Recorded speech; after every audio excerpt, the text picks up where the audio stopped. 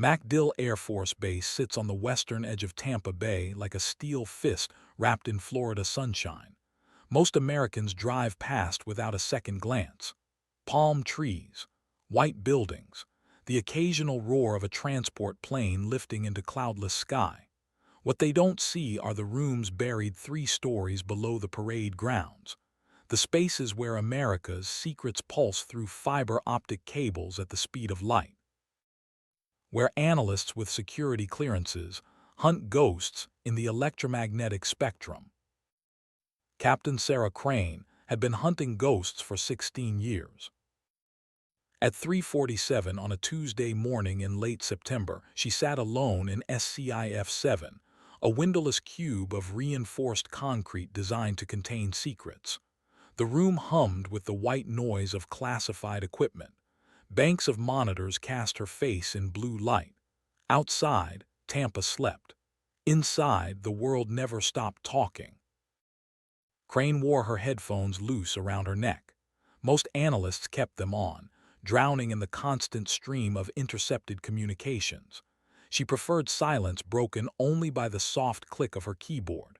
Her fingers moved across the keys with the unconscious precision of someone who had been doing this since the towers fell. Signal intelligence officer, cryptologic specialist, 2 decades of listening to the world's conversations without ever being heard.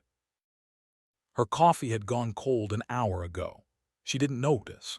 The waterfall display on her center monitor showed radio frequency activity across 6 continents, green lines cascading like rain, each line a transmission, each transmission a story, drug cartels coordinating in Colombia, Chinese naval exercises in the South China Sea, Russian bombers testing Alaska's air defense identification zone, the usual symphony of human ambition and fear. Then something changed. A single red line appeared in the lower left quadrant. Analog signal, shortwave band, the kind of transmission that belonged in a museum, not in the 21st century. Crane's eyes snapped to it. Her hand moved to the mouse without conscious thought.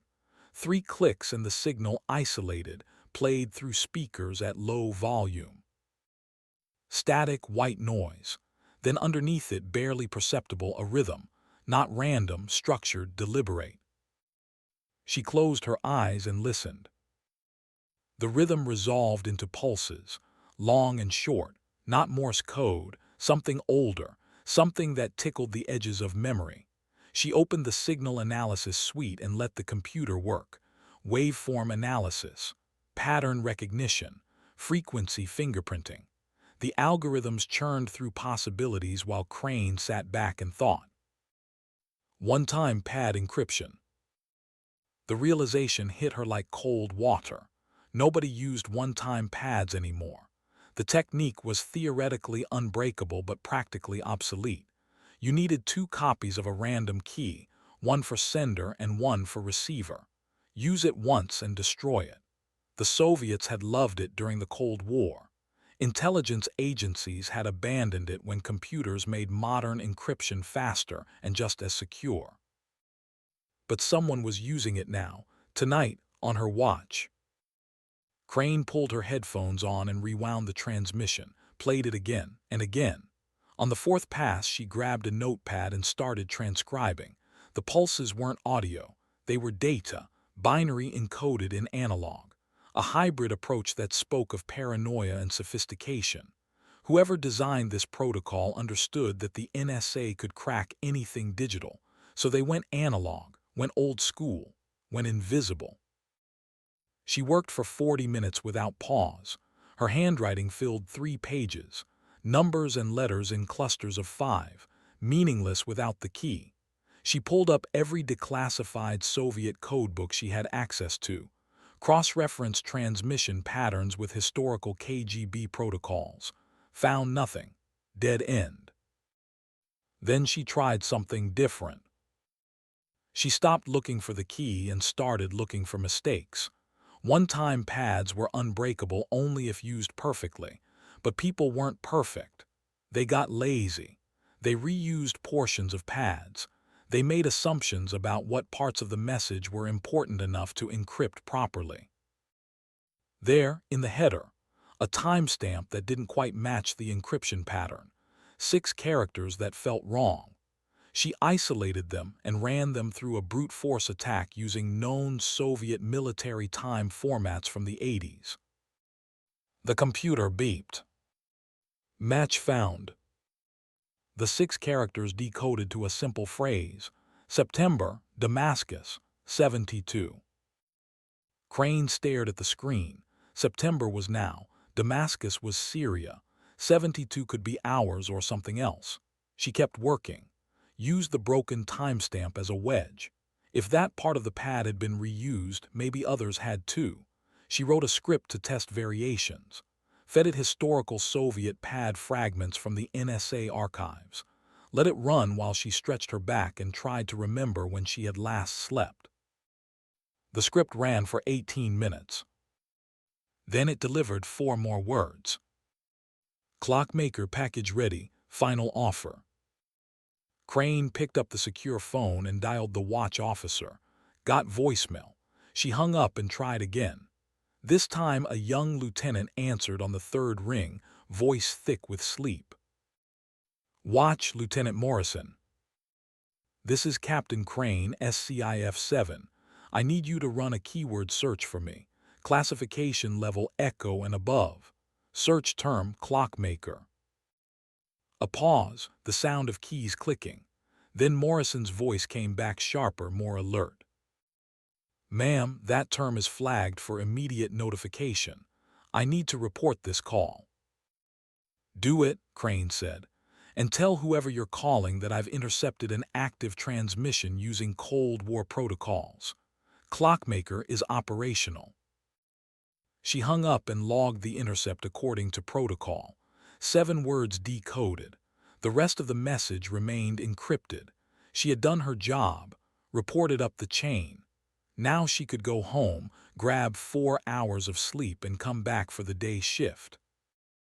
She was pulling her jacket from the back of her chair when the door to the SCIF opened. The man who entered wore civilian clothes and moved with the deliberate efficiency of someone who had spent a lifetime making every action count. Late 60s. Silver hair cut military short. Eyes that cataloged the room in 2 seconds and dismissed everything except Crane herself. Behind him came a woman in a dark suit, early 50s, carrying a tablet and an expression that said she would rather be anywhere else. The man spoke first.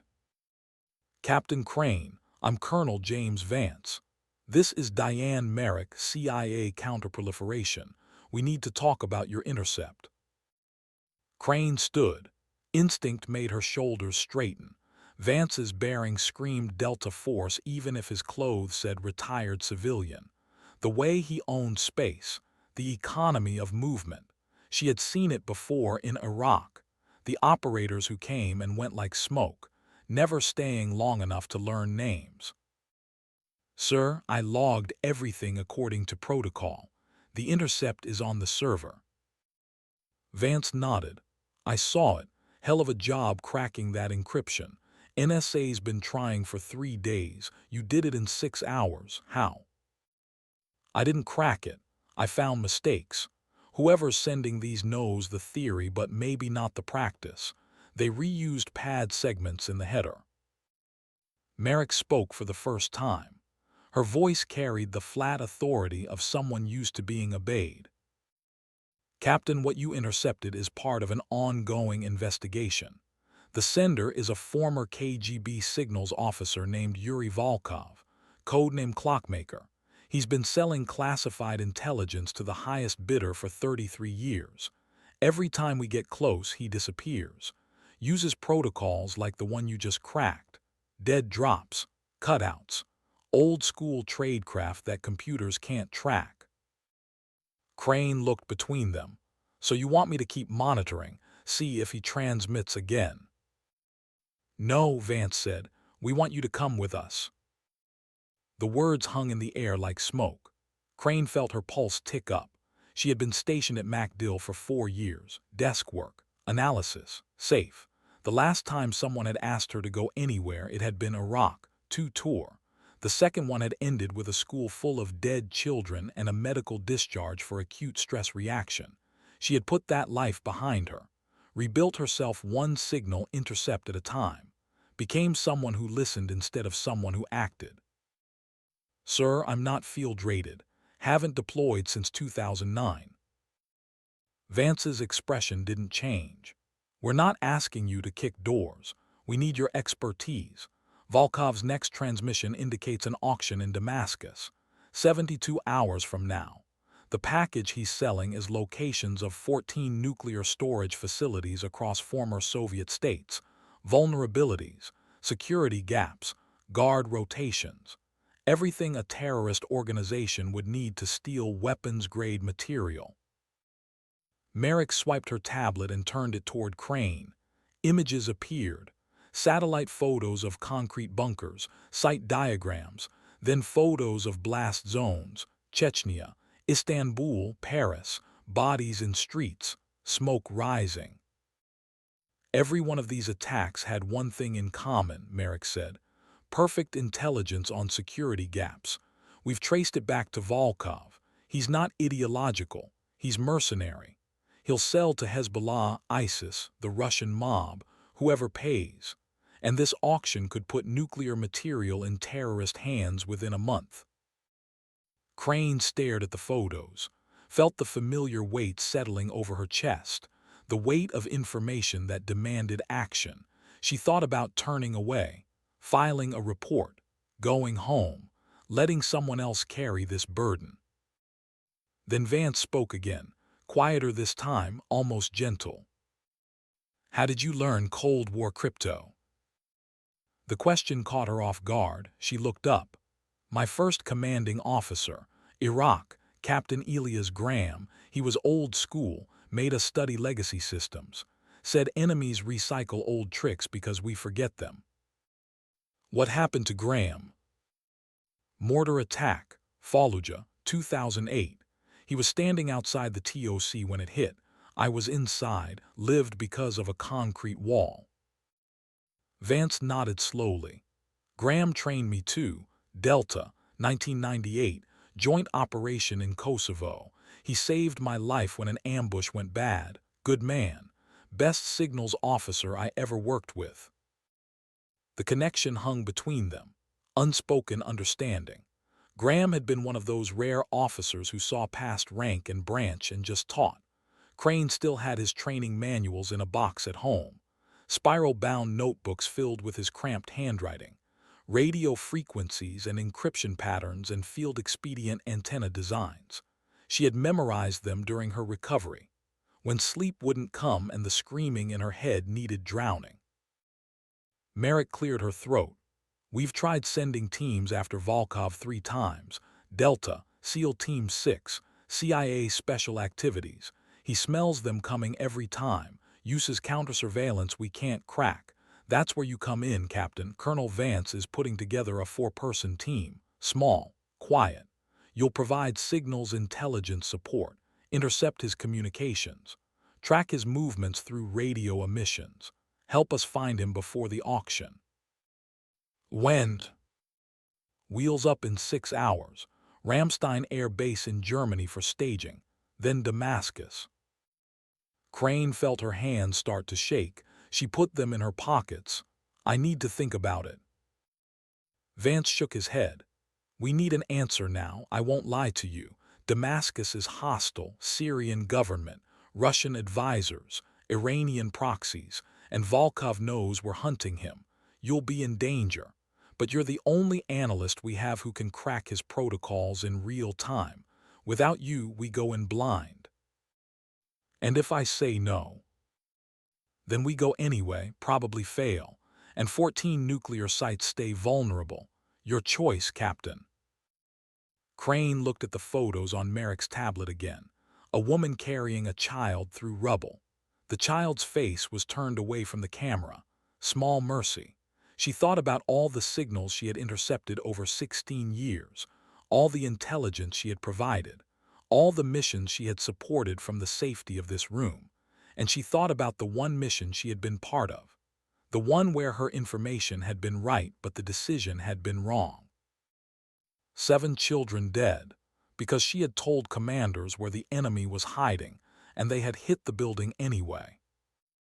She had sworn she would never put herself in that position again, never be close enough to the action to feel the weight of it. But here was Vance asking her to do exactly that, and here were the photos of what would happen if she said no. "When Graham died," she said quietly, "I kept his manuals, studied them, learned everything he tried to teach me. I figured it was the least I could do, honor his memory by becoming the kind of analyst he thought I could be." Vance waited. He used to say the hardest part of intelligence work wasn't cracking the code. It was deciding what to do with the information once you had it. He was right. Crane pulled her hands from her pockets. They had stopped shaking. "When do we leave?" 6 hours later, she was on a C-17 Globemaster climbing out of MacDill into a sky the color of old copper. The cargo bay was loud with engine noise and smelled of hydraulic fluid and JP-8 fuel. She sat on a fold-down seat along the fuselage wall, wearing a flight suit that was 2 sizes too big and holding a tablet loaded with classified briefing materials. Across from her sat Vance, eyes closed, arms crossed, looking like he could sleep through artillery fire. Probably had. The other 2 team members were forward near the cockpit. She had met them briefly during the blur of preparation. Master Sergeant Ray Bellamy, Army Rangers, mid-40s, compact build, quiet voice, sniper and reconnaissance specialist with 6 deployments. He had shaken her hand with a grip that was firm without being aggressive and then disappeared to check equipment. Technical Sergeant Louis Orozco, Air Force TACP. Early 30s, eager eyes, looking at Vance like he was meeting God. First black operation. Crane recognized the mix of excitement and fear. She had felt it herself once. The tablet beeped. New file uploaded. She opened it and started reading. Yuri Volkov, born 1954, Leningrad. KGB Signals Directorate 1976 to 1991. Specialized in one-time pad encryption and dead drop coordination. During the Soviet war in Afghanistan, he ran the signals network that kept KGB operations connected across 1,000 miles of mountains.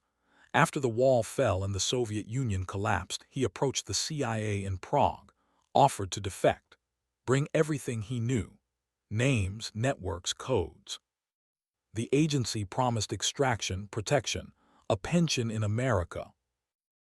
They lied. Volkov spent 3 days in a CIA safe house waiting for transport that never came. KGB found him on the 4th day.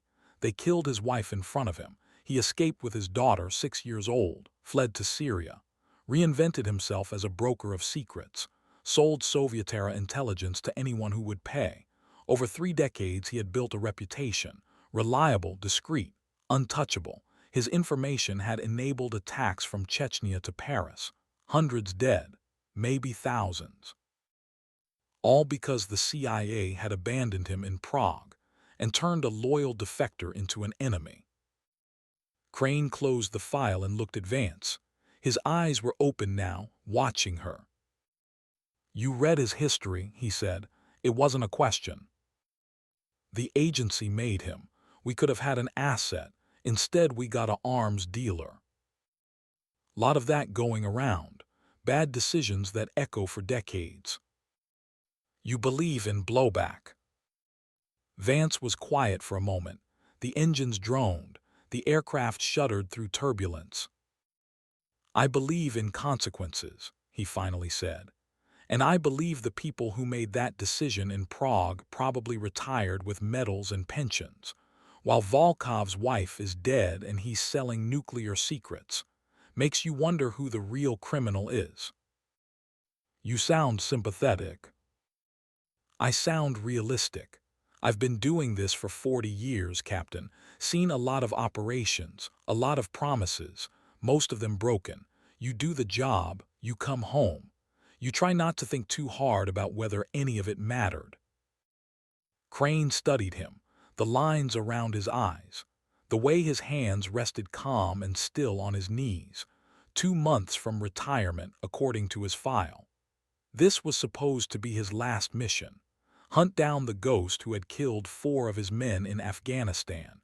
She wondered if that was about justice or just the need to finish something before the story ended.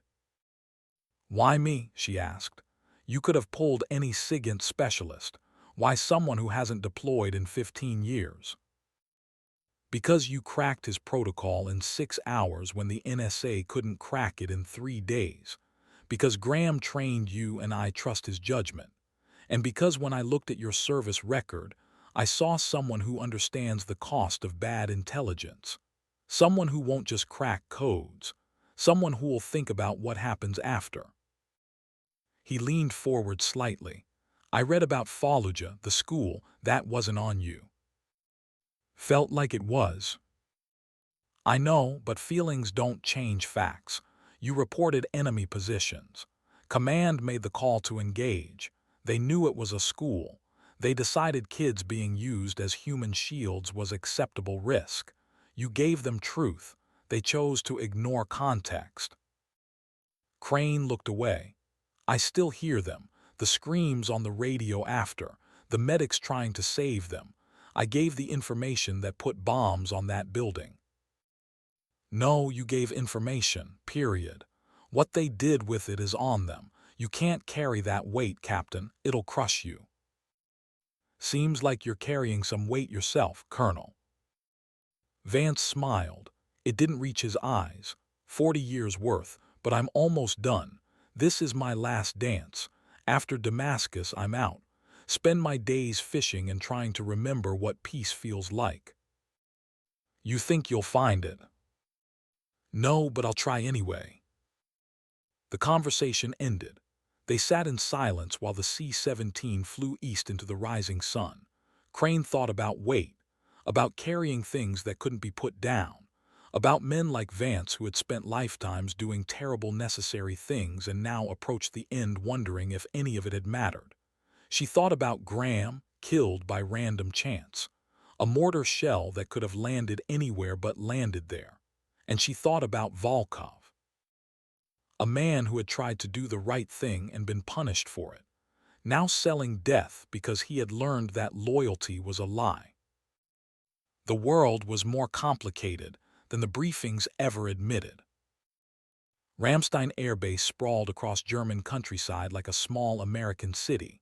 Crane had been through before, years ago, transiting to Iraq. The base looked the same: gray buildings, chain-link fences, C-130s lined up on the tarmac like sleeping birds.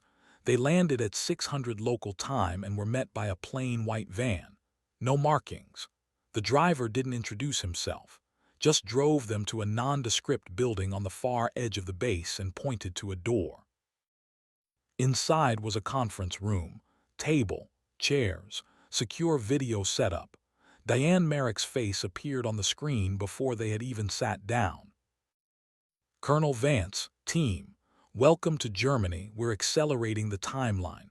Volkov transmitted again 4 hours ago. We intercepted it but haven't cracked the full message. Captain Crane, we're uploading the signal to your system now. See what you can do." Crane pulled out her laptop and connected to the secure network. The file downloaded in seconds. She opened it and started working while Merrick continued the briefing. "Human intelligence places Volkov in Damascus, Old City. We have an asset who spotted him entering a building near the Umayyad Mosque yesterday evening. The auction is set for 48 hours from now. Your infiltration route: commercial flight to Beirut, ground transport across the border via agency asset. Exfiltration, same route. Rules of engagement: capture preferred, kill authorized if necessary. Questions?" Bellamy spoke for the first time. His voice was quiet, Midwest accent. "What about Syrian government, Russian advisors?" "Your ghosts, if you're caught we disavow, no rescue." Orozco shifted in his seat. Crane didn't look up from her laptop, but she could feel the young sergeant's nervousness like heat. Vance asked the question they were all thinking. What are our chances? Merrick's face on the screen was unreadable. Honestly, 30% you find him, 20% you extract him, 10% you get out clean. But if you don't try, the chances of nuclear terrorism go up about 90%. So you tell me if the odds are acceptable. Vance looked at his team. Bellamy's face showed nothing. Orozco tried to hide his fear and failed. Crane kept working on the signal intercept, fingers moving across keyboard, but she nodded slightly. Vance turned back to the screen. We're good. When do we roll? Wheels up at 1400. Civilian clothes, tourist cover. You're a group of aid workers assessing humanitarian needs. Crane, you're a telecommunications consultant. Believable enough for checkpoints. Any other questions? There were none. Merrick's screen went dark. The team sat in silence for a moment. Then Bellamy stood. I'm going to check our gear. Make sure everything we need made it here intact. He left. Orozco followed after a moment of hesitation.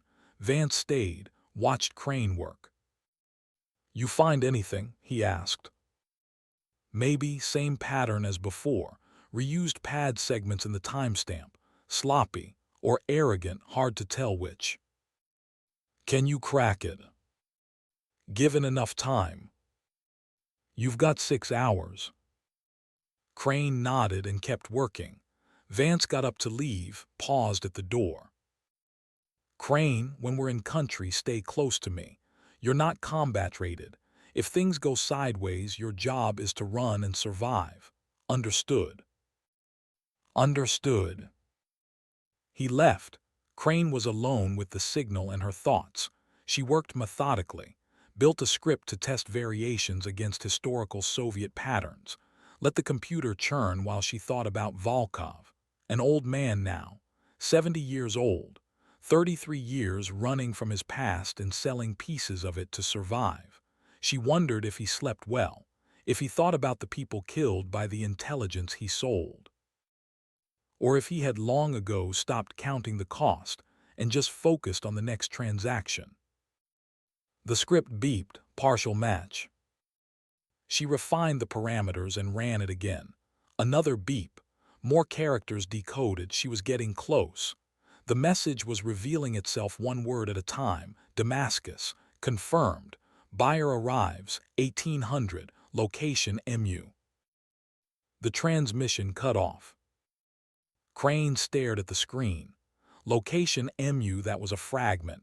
Incomplete, but it was something. She pulled up a map of Damascus, old city, searched for anything starting with those letters, found 3 possibilities: Muhajirin Mosque, Musa ibn Nusayr Street, Murad Pasha Hammam.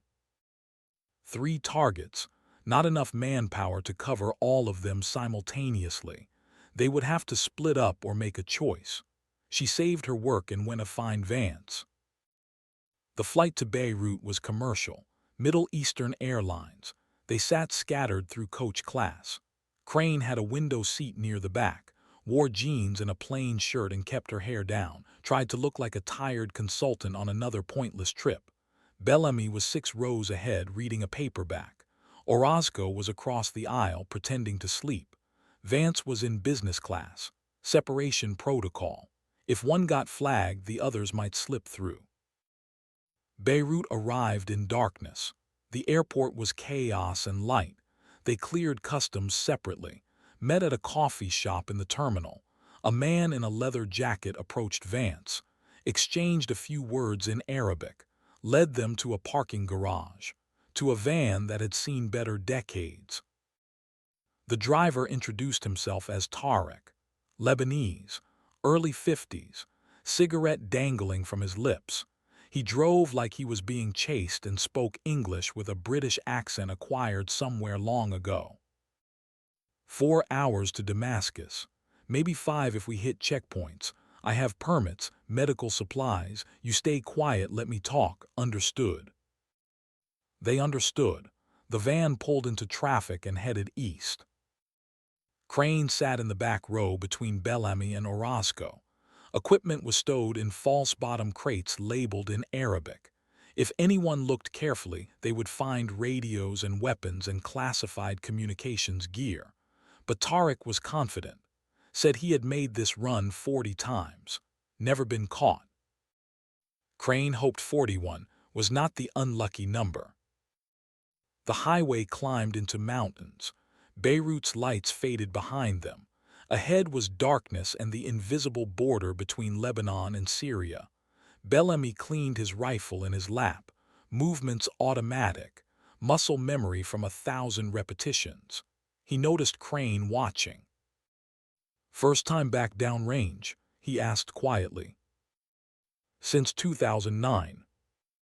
Iraq. 2 tour, second one didn't go well."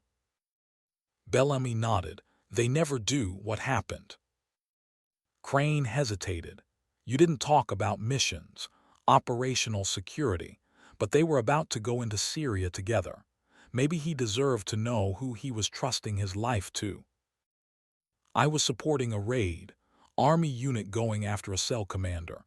I intercepted chatter, translated it. Americans coming east side, reported it up. Command ordered them to hit east side hard, suppress any resistance. They did." She stopped, swallowed. "Turned out the cell was using a school, kids as human shields. 7 children died. My intel was correct. The call to engage was wrong, but I gave them the information. I hear those screams every night." Bellamy was quiet for a long moment. The van bounced over rough pavement, mountains black against stars. "That wasn't on you," he finally said. "Everyone keeps saying that."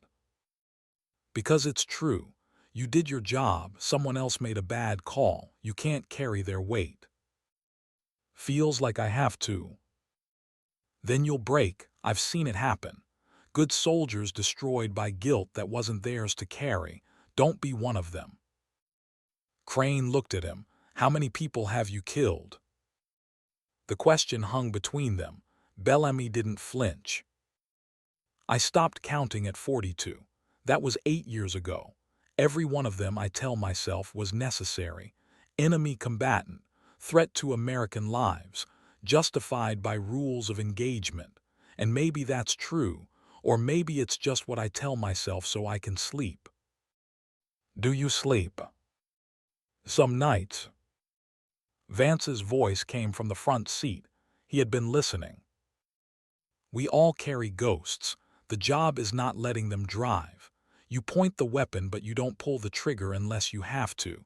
And when you do, you own it. You don't hide behind orders or protocols. You say, I did this, I chose this, and I live with it. That's the only way through." The van slowed. Ahead was a checkpoint, Syrian army. Floodlights and concrete barriers and soldiers with AK-47s looking bored and dangerous. Tariq rolled down his window, spoke rapid Arabic, handed over documents. A soldier shined a flashlight into the back.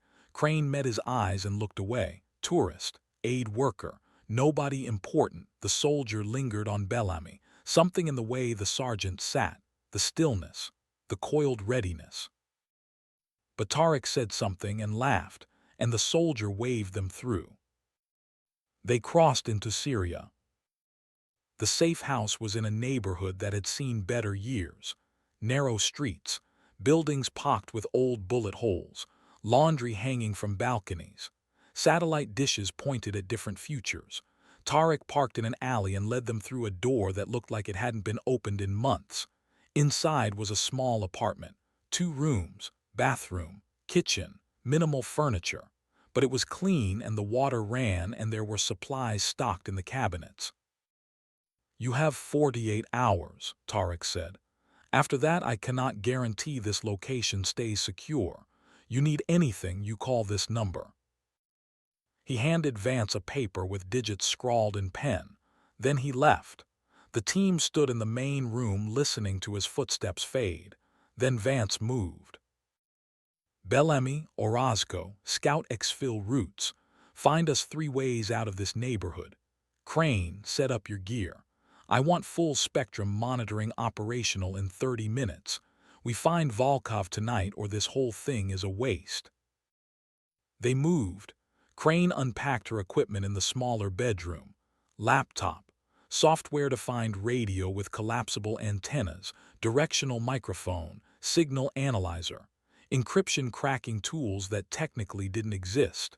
She assembled it all on a small desk facing the window, ran diagnostics, everything green. She powered up the SDR and started scanning. Damascus lit up her screen like a city of ghosts. Military frequencies, police bands, cell towers, Wi-Fi networks. The electromagnetic spectrum was crowded and chaotic. She filtered out the noise, focused on shortwave, on the specific bands Volkov had used before, waited. Hours passed. The room grew cold. She pulled on a jacket, kept scanning. Orozco brought her tea at some point. She drank it without tasting. Outside the window, Damascus woke to morning call to prayer. 5 times the city stopped and turned toward Mecca. Between prayers, life continued. Markets opened. Traffic snarled. Somewhere in those streets was an old man preparing to sell nuclear secrets. At 8:43, her screen spiked red. Signal detected, same frequency, same protocol. She grabbed her headphones and isolated it. One-time pad encryption. Volkov was transmitting. She worked fast, applied the same techniques as before, looked for mistakes in the header, found them. The timestamp was sloppy again. Same pattern. She used it as a wedge. Cracked 6 more words in under 10 minutes. Auction confirmed. Buyer arrives, 1800 tonight. Location Murad. Murad, one of her 3 targets. Murad Pasha Hammam, an old Ottoman bathhouse in the old city, now abandoned. She called for Vance. He appeared in the doorway with Bellamy. She pointed at the screen. I have him, or at least I have the location. Murad Pasha Hammam, 1800 hours. That's where the meet is happening. Vance studied the map she pulled up. Reconnaissance first.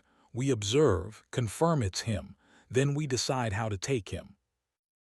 Bellamy pulled out his tablet. Satellite imagery of the bathhouse. Old stone building. Single entrance on the street. Likely multiple exits through connected buildings. We'll need at least 2 observation points, cover front and back, and someone inside or close to it. Too risky to put someone inside before we confirm the target, Vance said. We set up observation across the street, wait for Volkov to arrive, then we move. Crane checked her watch. That gives us 8 hours to get in position. Then we better get moving. At 1500 hours they split. Bellamy went to scout the mosque near Murad Pasha. Vance and Crane took the street itself. Orozco covered the western approach, tourist cover, cameras, guidebooks, just another group of Westerners wandering through the old city. Crane and Vance found a cafe with a view of the bathhouse. 2nd floor, small tables near windows filmed with years of cooking grease. They ordered tea and pastries and settled in to wait. The bathhouse looked dead, boarded windows, cracked facade, a padlock on the door that was newer than it should be. Vance set up a small directional microphone on the table, disguised as a phone charger, aimed at the bathhouse entrance. Crane deployed a signal scanner in her purse. If anyone inside was using encrypted communications, she would know. They waited. Damascus moved around them. Shopkeepers hawked copper pots and silk scarves. Children kicked a deflated soccer ball between parked cars. An old woman fed cats from a paper bag. Normal life in a city that had seen too much war. Crane watched it all and felt the familiar disconnect. Surface calm over buried trauma. She knew that feeling, had lived it for 15 years. At 16:30 her scanner beeped. RF signature, military-grade encrypted comms, someone inside the bathhouse. She caught Vance's eye, nodded at her purse. He leaned closer, she whispered. Active transmission. Inside the building. Encrypted. Not Volkov's protocol, something else. Buyer maybe, setting up early. They kept watching. At 16:45, a black SUV pulled up. 3 men got out, Middle Eastern, well-dressed, armed, the kind of armed that was visible and meant to be. They entered the bathhouse through the front door. The padlock had been opened. Someone was already inside. Vance keyed his radio. All stations, this is one. Target building is active. At least 3 armed individuals inside. Possible buyer delegation. Stand by. Bellamy's voice crackled back. 2 copies. I have eyes on the mosque, nothing yet. Orozco, 3 copies. Western approach clear. They settled back into waiting. The cafe owner brought more tea. Crane pretended to drink. Her heart was beating faster. This was real now. Not a training exercise. Not a simulation. Real people with real guns preparing to sell real secrets that would kill real victims. And she was sitting in a cafe drinking tea.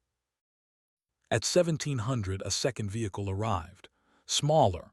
A sedan, taxi yellow. It stopped near the bathhouse and a man got out. Old, white hair, moving slowly, carrying a briefcase. Yuri Volkov. Crane's breath caught. After weeks of chasing signals and patterns and encryption keys, here was the source. The ghost made flesh. He looked smaller than she expected. Frailer. Just an old man in a worn suit carrying a briefcase like he was going to a business meeting. He glanced up and down the street. Old habits. Counter-surveillance. Then he entered the bathhouse. Vance spoke quietly. All stations. Target confirmed. Volkov is inside. Bellamy, Orozco converge on my position. We're going in. Copy. ETA 8 minutes. Crane started packing her equipment. Vance stopped her. You stay here. Monitor communications. If this goes bad, you need to be outside to coordinate exfil. I'm part of this team. You're also our only way to crack his comms if he has backup we don't know about. Stay here. That's an order. Crane wanted to argue, but he was right. She was the signals expert, not a door kicker. She nodded. Vance checked his pistol. Sig Sauer P226, chambered a round. Give us 15 minutes. If you don't hear from me by then, assume we're compromised and get to the exfil point. Colonel. 15 minutes, Captain. He left. Crane watched him cross the street, saw Bellamy appear from the north, Orozco from the west. They met at the bathhouse entrance. Vance said something. They nodded. Then Vance opened the door and they went inside. Crane started a timer on her watch. 15 minutes. She kept her scanner active. The encrypted transmissions continued from inside the building. Multiple sources now. A conversation. She tried to crack it, but the encryption was modern. NSA grade. Beyond her capabilities without serious time and computing power. 5 minutes passed. Her scanner showed the transmissions becoming more frequent. Someone was getting agitated. 10 minutes. No word from Vance.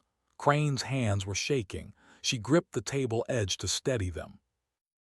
12 minutes. A new signal appeared, close, very close. She looked down at her scanner. The source was moving, coming from below. The basement. There was a basement under the bathhouse, and someone was transmitting from it. And the signal was getting stronger, which meant they were coming up. And Crane realized too late what that meant. The door to the cafe burst open. Syrian army, 6 soldiers. They moved through the room with practiced efficiency. Customers shouted, tables overturned. Crane stood slowly, hands visible, calm, tourist caught in a raid, nothing to see. A soldier grabbed her arm, spoke Arabic. She replied in Arabic, I don't understand, I'm American, aid worker. He didn't care. Zip ties around her wrists, pushed toward the door. She looked across the street at the bathhouse as they led her out. Vance emerged at that exact moment, bleeding from a cut above his eye, supporting himself on Bellamy. Behind them, Orozco dragged an old man in zip ties. Volkov. They had him, but Syrian forces had them. The last thing Crane saw before they shoved her into a truck was Vance's face. Resignation, maybe relief. They had completed the mission, found the ghost, and now they would pay the price for hunting in someone else's country. The truck door slammed, darkness, engine starting, movement, and Crane understood with perfect clarity that the easy part was over. Now came the part where they learned if any of them would survive to tell the story. The Syrian intelligence facility smelled of old concrete and newer fear. Crane sat in a metal chair in a room with no windows and a door that locked from the outside. Her wrists still bore red marks from the zip ties they had cut off an hour ago. The overhead fluorescent buzzed like an angry insect. She counted the buzzes. Anything to keep her mind focused. Anything to avoid thinking about what came next. 347 buzzes before the door opened. The man who entered wore civilian clothes cut to accommodate a service pistol under his jacket. Late 40s, graying at the temples. He carried himself with the relaxed confidence of someone who controlled the room before he even stepped into it. He set a folder on the table between them and sat down without hurry. "Captain Sarah Crane," he said in perfect English, American accent with the faintest overlay of something else. "United States Army Signal Corps, 16 years of service, 2 tour in Iraq, honorable discharge in 2009 following medical evaluation, reinstated to active duty 4 months ago, currently assigned to MacDill Air Force Base, Florida, communications intelligence." He opened the folder. Inside were photos, Crane's military ID, her apartment in Tampa, her car, her father's grave in a veteran's cemetery in Ohio. The photos had been taken recently.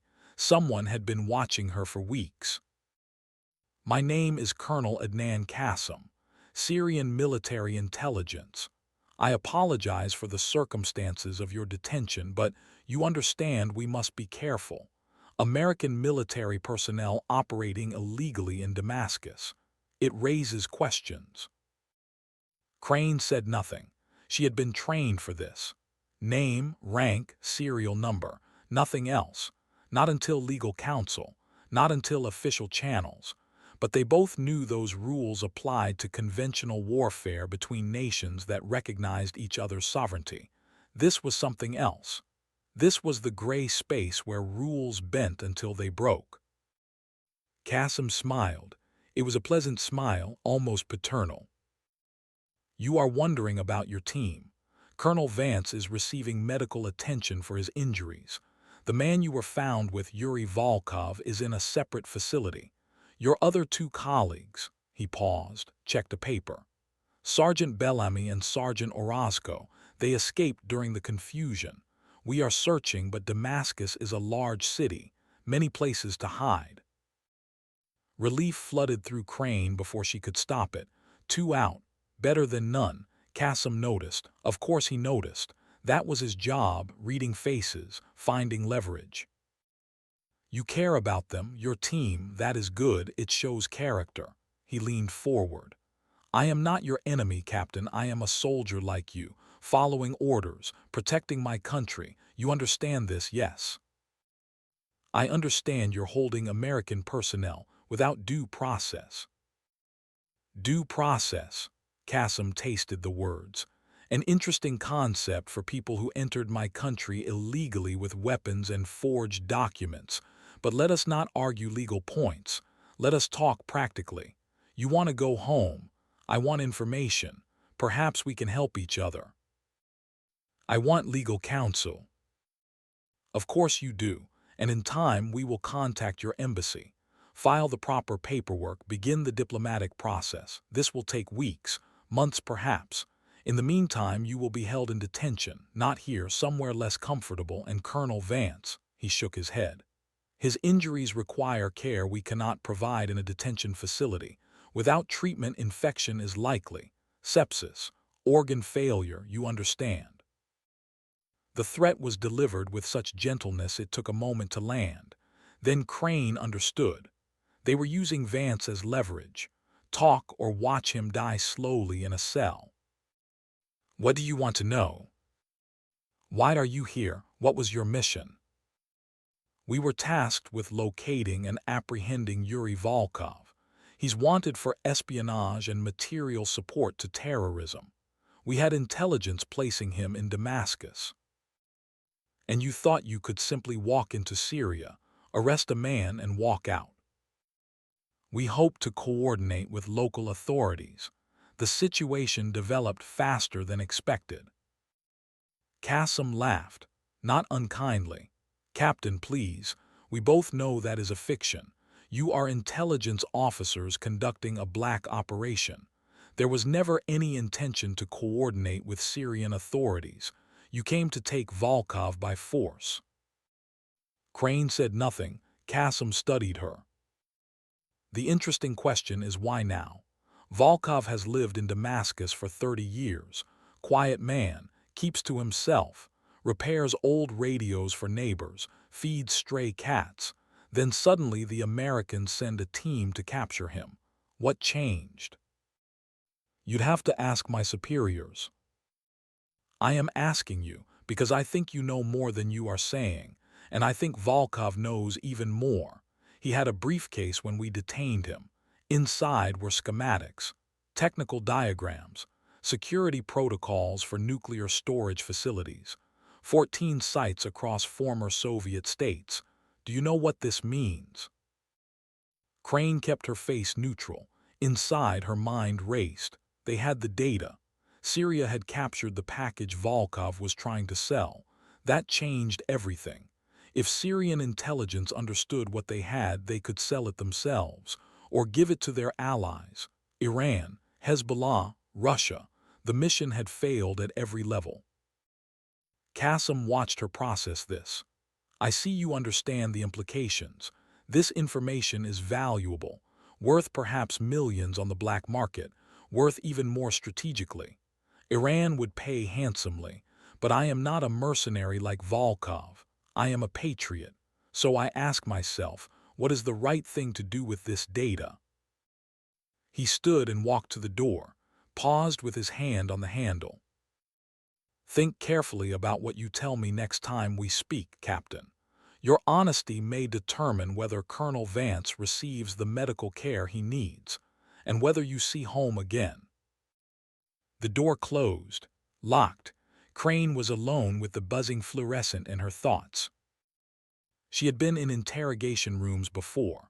Iraq, detainee operations. She had watched trained interrogators work, seen how they built rapport, applied pressure, exploited weaknesses. Qasim was good, better than good.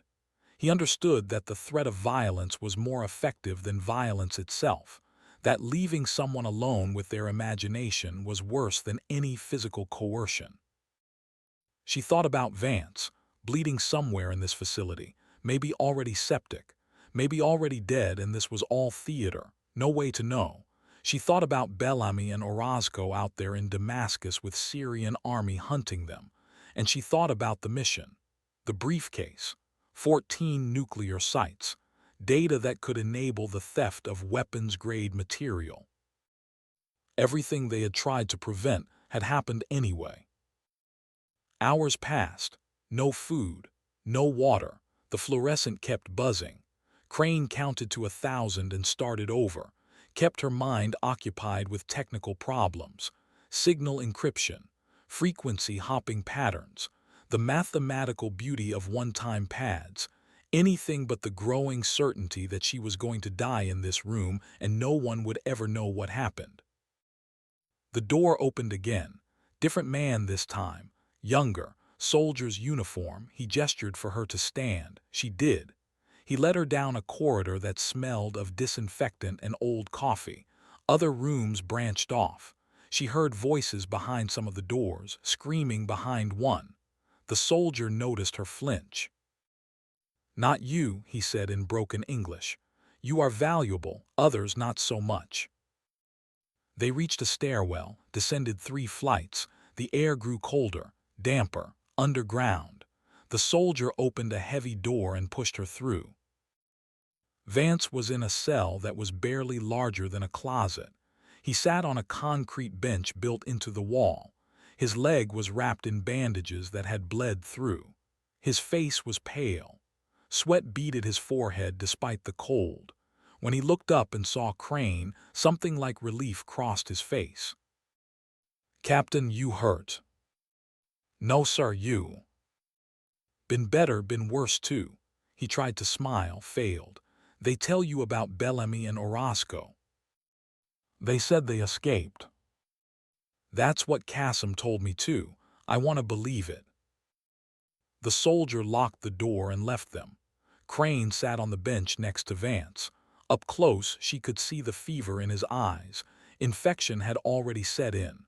The wound needed antibiotics, proper cleaning, maybe surgery, none of which he was going to get. "How bad is it?" she asked quietly. "Bad enough. Bullet went clean through, but something's wrong inside. Feels like fire when I move." "We need to get you medical attention." "We need to get out of here. Medical attention can wait." Crane looked around the cell. Solid walls, solid door, no windows, no ventilation except a grate near the ceiling that was too small to crawl through even if they could reach it. The hinges on the door were on the outside. No weakness to exploit. They were trapped in a concrete box 3 stories underground in a foreign country with no support and no hope of rescue. "I told Kasim about the mission," Crane said. "About Volkov. He knows we're after the nuclear data." "Good, that's what you should have told him. Stick to mission parameters. Don't give him anything personal." "He has the briefcase, the data, everything we were trying to prevent." Vance was quiet for a moment. "Then we failed. Mission's over. Now it's just about surviving long enough to get home." "You think they'll let us go?" "Eventually. We're more valuable as hostages than corpses. Syria will negotiate, trade us for something they want. Prisoner exchange. Money, diplomatic recognition. Could take months, but it'll happen." Months? Crane thought about sitting in this cell for months, watching Vance deteriorate, wondering if Bellamy and Orozco were still alive. "I can't do months." "You can, you will, because that's what soldiers do. We endure." Footsteps in the corridor. The door opened. Kasim again. He looked at Vance with something like genuine concern. "Colonel, you need a doctor. I can arrange this. But first, Captain Crane and I must finish our conversation." He gestured for Crane to follow. She looked at Vance. He nodded slightly. She stood and walked out. The door locked behind her. Back in the interrogation room, same buzzing fluorescent, same metal chair. Kasim sat across from her and opened his folder again. "I have been considering our situation," he said. "You came to Damascus for Volkov and his data. You have failed. Volkov is in custody. The data is secured. Your mission is over. But there are larger questions I must answer. Why did Volkov choose this moment to sell? Who were his buyers? What other intelligence does he possess?"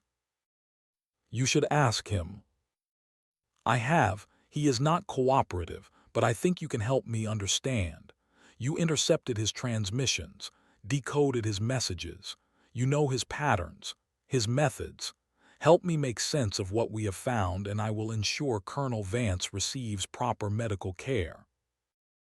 Crane studied him, trying to read what was real and what was manipulation. Kasim seemed sincere, but sincerity was a tool like any other in interrogation. "What do you want to know?" "The transmission protocols he used. One-time pad encryption.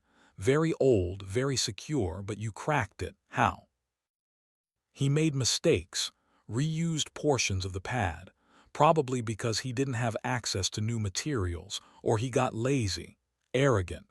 One-time pads are unbreakable if used correctly, but people are fallible. Could you teach my analysts to do what you did, to find these mistakes? And there it was, the real ask. Kasim didn't just want information about Volkov. He wanted Crane's expertise, wanted to turn her into an asset, use her knowledge to improve Syrian signals intelligence. It was a line she could not cross. No, I am offering you a way to help Colonel Vance. By betraying my country, that's not a trade I can make. Kasim sighed. Captain, you misunderstand. I am not asking you to betray anything. I am asking you to teach analytical techniques, mathematics, pattern recognition, skills that are taught in university classrooms, nothing classified. Applied to cracking communications you'll use against American interests.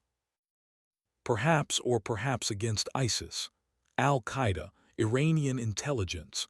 We have many enemies, Captain. Not all of them are your allies. He stood. I will give you time to reconsider. Meanwhile, Colonel Vance waits. His condition worsens. You have the power to help him. Think about what loyalty truly means. Is it refusing to teach basic mathematics, or is it ensuring your commanding officer survives? He left. Crane sat in the empty room and felt the walls closing in. She had been in impossible situations before. Fallujah, trapped in a compound while insurgents surrounded them. She had kept the radios working while mortars fell, maintained communications while the world burned. She had survived because she focused on the immediate, the technical, the solvable problem right in front of her. But this was different. This was choosing between betrayal and watching a man die. No technical solution, just moral calculus with no right answer. Time became meaningless. The fluorescent buzzed. She counted, lost count, started over, wondered if this was what breaking felt like. Not dramatic, not sudden, just slow erosion until nothing remained but the choice to give up or give in. The door opened, the young soldier again. He led her back to Vance's cell. The colonel looked worse. His breathing was shallow, his eyes unfocused. Crane knelt beside him. Sir, stay with me. Vance's eyes focused slowly. Crane, you tell them anything. Nothing that matters. Good, don't. Whatever they offer, whatever they threaten, you keep your mouth shut, that's an order. You're dying. Maybe, but I'm dying clean, you understand. I've done a lot of questionable things in 40 years. Killed people who maybe deserved it and people who maybe didn't. Followed orders I shouldn't have followed, but I never betrayed my oath, and neither will you. The oath doesn't matter if you're dead. Vance grabbed her wrist. His grip was weak, but his eyes were clear for a moment. The oath is all that matters. It's the only thing that separates us from people like Volkov, people who sold their loyalty for survival. You keep your oath or you lose yourself. I'd rather die than lose that. He released her wrist and closed his eyes. His breathing settled into a shallow rhythm. Crane sat with him until the soldier came back and took her away. In her own cell now, different room, smaller, colder, a blanket that smelled of mold, a bucket in the corner. This was where she would live until she broke or Vance died or Kasim got tired of playing games. She lay on the concrete bench and stared at the ceiling and thought about oaths. She had taken the oath at 19, raised her hand and sworn to support and defend the Constitution against all enemies, foreign and domestic. Back then it had seemed simple, romantic even. She was joining something larger than herself, becoming part of a tradition that stretched back to Valley Forge and Normandy and Chasen Reservoir. The words had weight: honor, duty, country. Then Iraq had taught her that honor was complicated, and duty could mean participating in things that made you sick, and country was an abstraction that didn't help when you were trying to sleep and hearing children scream. She had kept the oath anyway. through discharge and recovery and the long, slow process of rebuilding herself. She had stayed loyal even when loyalty felt like carrying stones uphill, because Vance was right. The oath was the only thing separating purpose from nihilism, the only thing that gave meaning to sacrifice. She must have slept because she woke to the sound of the door opening. Qasim entered with another man. This one wore a white coat. Doctor, he carried a medical bag. I have made a decision, Qasim said. Colonel Vance will receive treatment, antibiotics, wound care, proper supervision. Not because you have cooperated, but because it is the humane thing to do. We are not barbarians, Captain. We do not let men die unnecessarily. The doctor left to attend to Vance. Qasim remained. However, this creates an obligation. You owe me, Captain, and I will collect. Not today, perhaps not tomorrow, but when the time comes I will ask for something and you will provide it. Do you understand? Crane understood.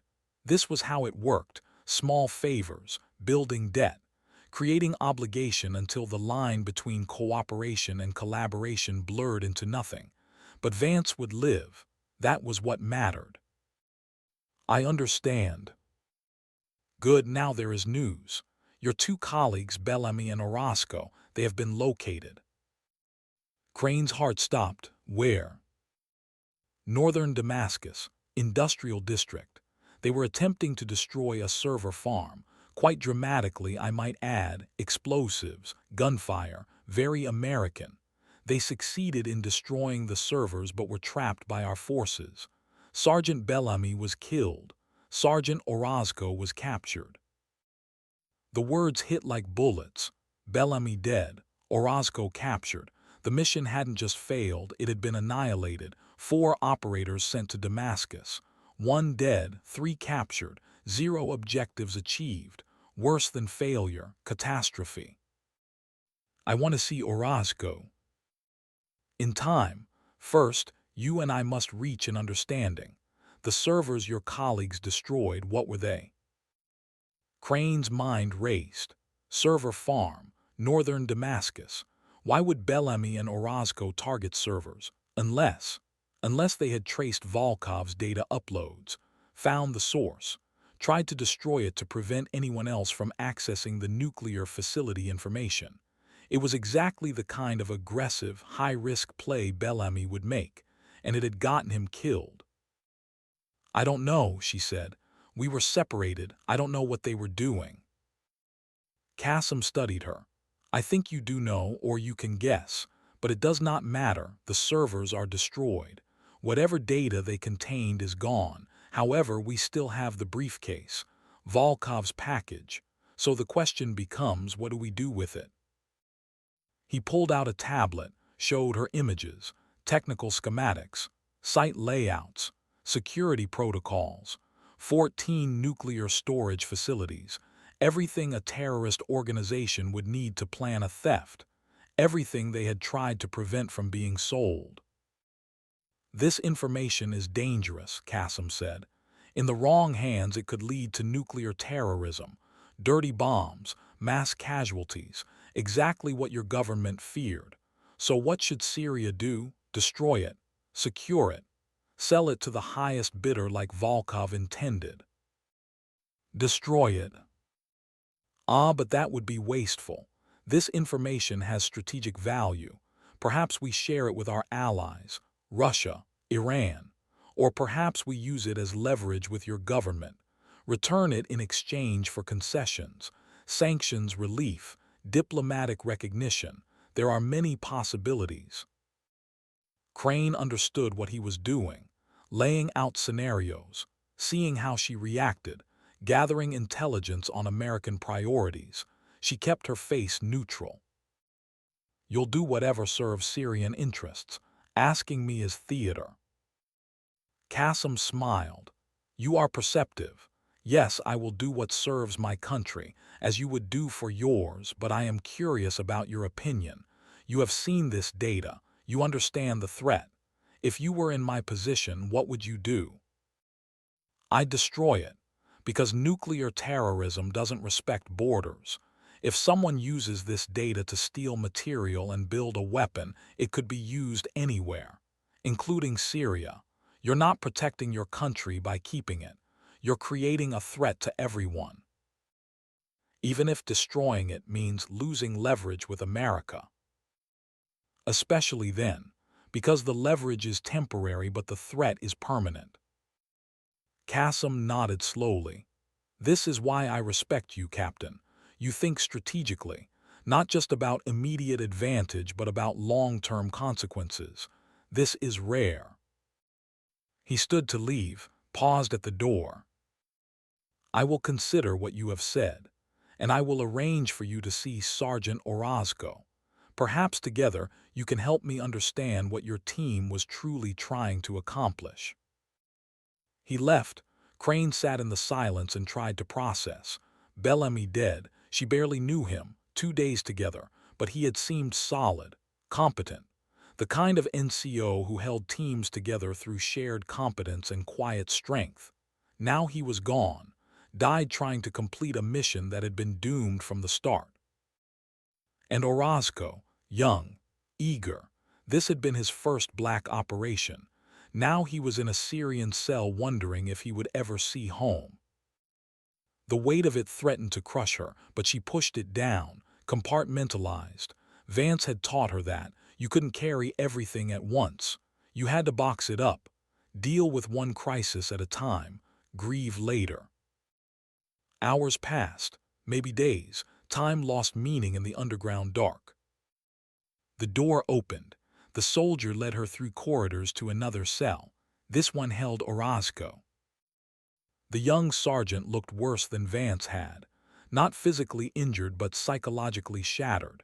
He sat on the floor with his knees pulled to his chest, rocking slightly. When he saw Crane, his eyes filled with tears.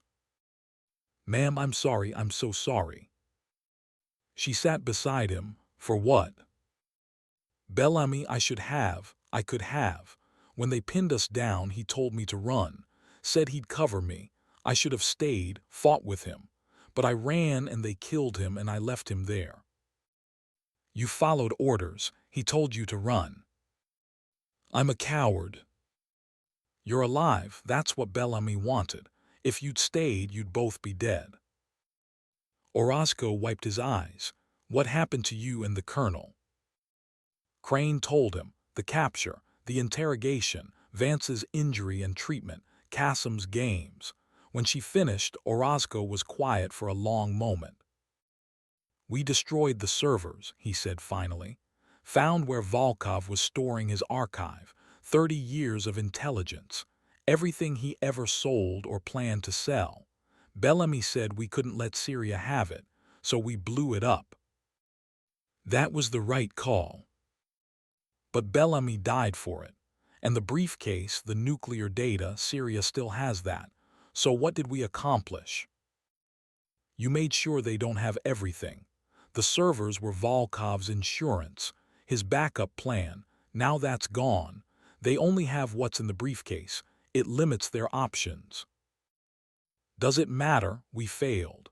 Mission was to capture Volkov and secure the data. We did neither. 4 of us came to Damascus. 1's dead, 3 are prisoners, and the enemy has everything we tried to prevent them from getting." He was right.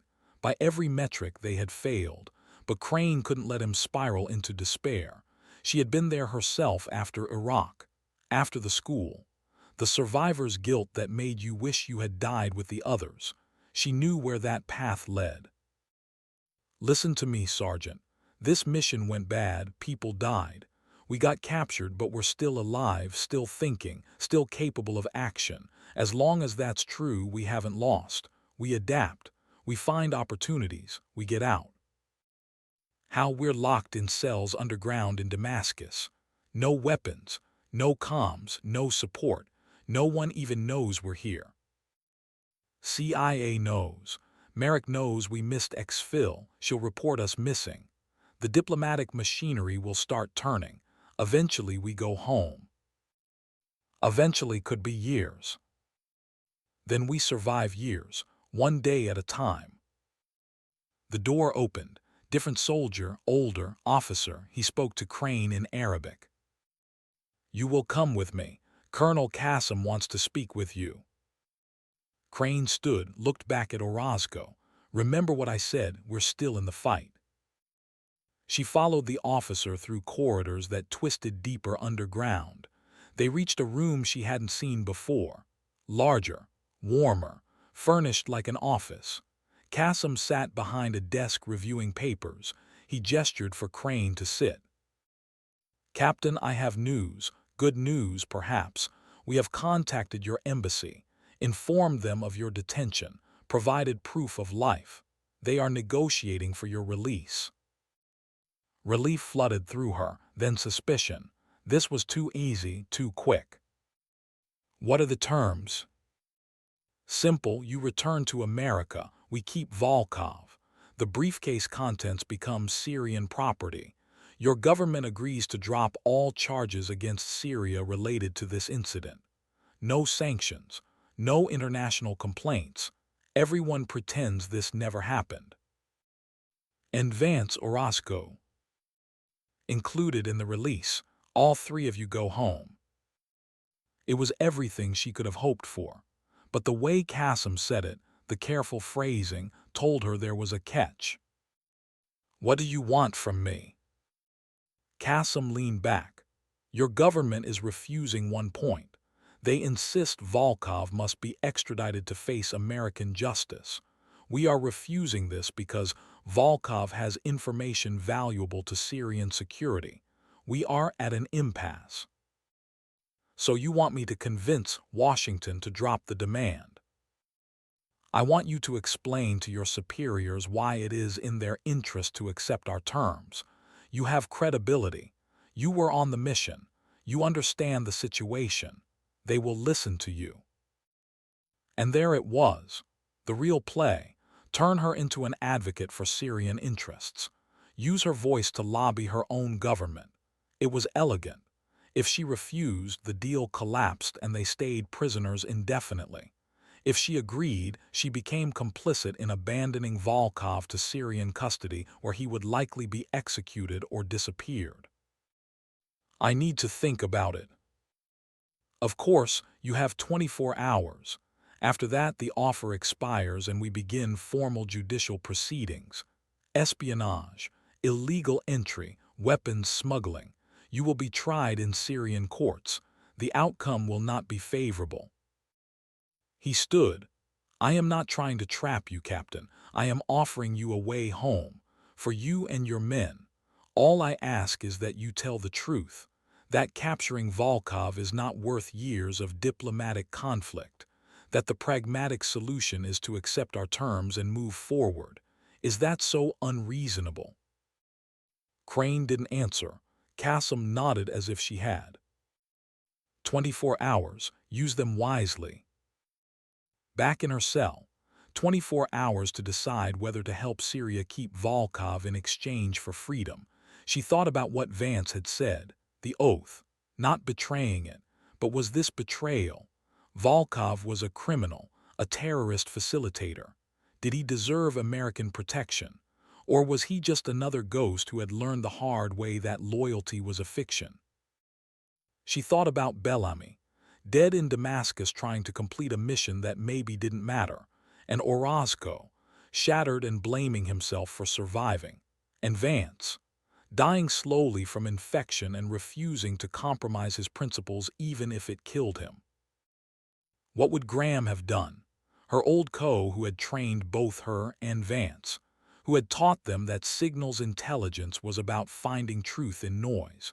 He had died for his country, but he had also taught her to think critically, to question orders that didn't make sense, to remember that the mission was people, not abstractions. Graham would have asked what served the greater good, not American interests or Syrian interests, but the actual outcome that saved the most lives.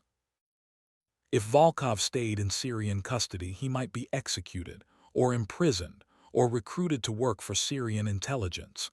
None of those outcomes helped American security, but none of them actively harmed it either. Volkov was old, broken. His archive was destroyed. The briefcase data was compromised because Syria already had it. Extracting him wouldn't change those facts. But if the deal collapsed, she and Vance and Orozco stayed prisoners. Diplomatic hostages, pawns in a larger game.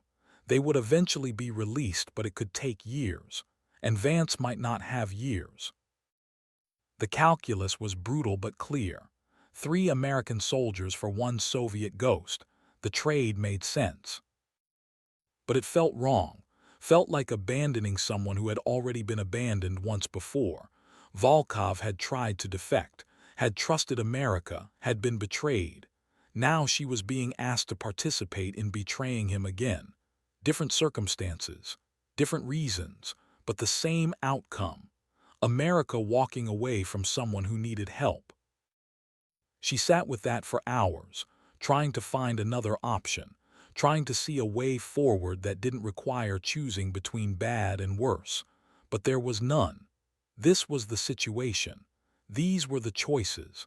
And in 24 hours, Kasim would come back and demand an answer. The door opened. Vance, supported by the doctor and the young soldier, they brought him into her cell and laid him on the bench. The doctor checked his vitals and left. Vance looked at Crane.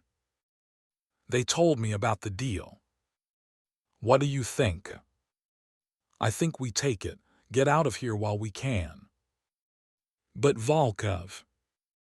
"Volkov made his choices. Lived by selling secrets. He knew the risks. We don't owe him anything." "The CIA owes him.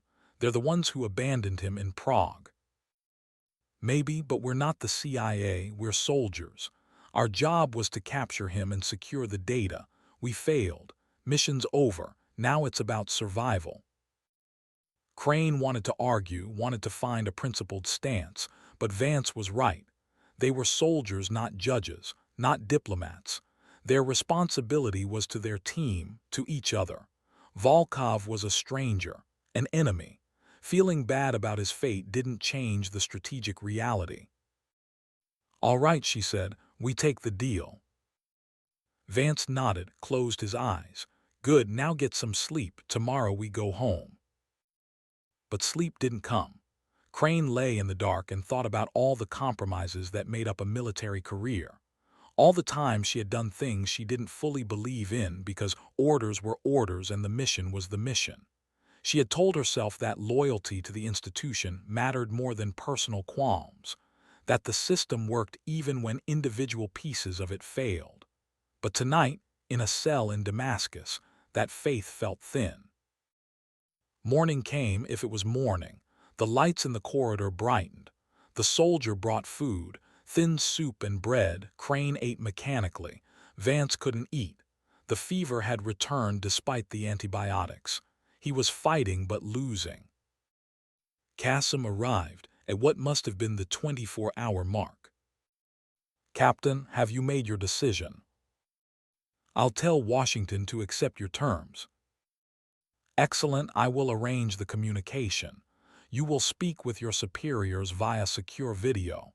Explain the situation. Recommend acceptance.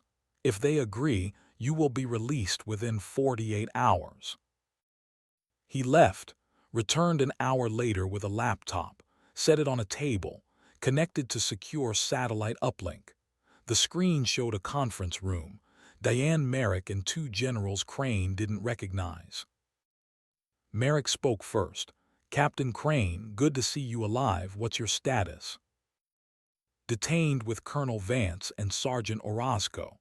Sergeant Bellamy was killed in action. Syrian military intelligence has offered terms for our release." "We've heard the terms. We're not accepting. Volkov is a high-value target. We're not leaving him." Crane took a breath. "Ma'am, with respect, you should reconsider. Volkov's intelligence archive was destroyed. The briefcase data is compromised. Extracting him serves no strategic purpose. Meanwhile, Colonel Vance needs medical care beyond what Syria will provide in detention. Accepting the terms gets 3 American soldiers home and ends this incident quietly." One of the generals leaned forward. "Captain, are you being coerced? Is someone forcing you to say this?" "No, sir.